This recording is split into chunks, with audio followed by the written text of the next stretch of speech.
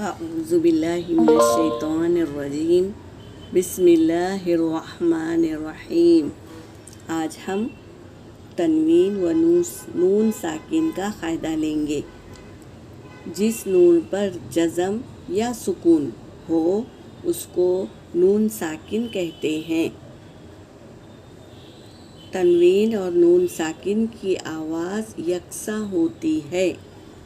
اب ہم جانیں گے کہ تنوین اور نون ساکن کی آواز یکساں کیسے ہوتی ہے۔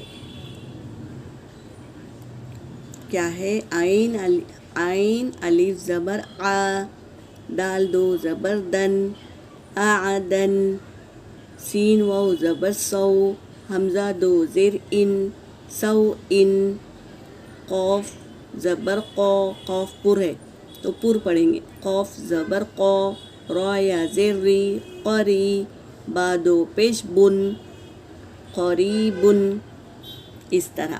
اب یہ دیکھو فرق جانو دونوں میں۔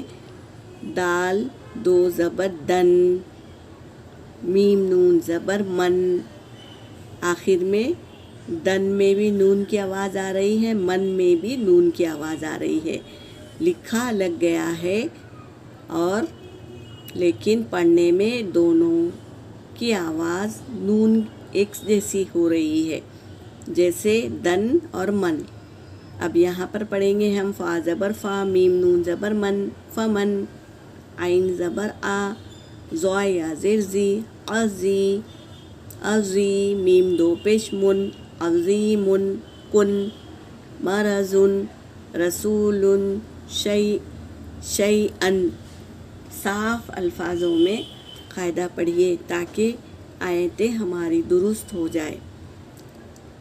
اعدن، سوئن، قریبن، فمن، عظیمن، کن، مرزن، رسولن، شیئن، اس طرح پڑھیں گے۔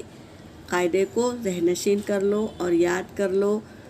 یہ جب بھی تنوین اور نون ساکن آتا ہے اس کے بعد میں کوئی نہ کوئی قاعدہ آتا ہے تو اس کو یاد رکھنا ہے کہ تنوین اور نون ساکن کے بعد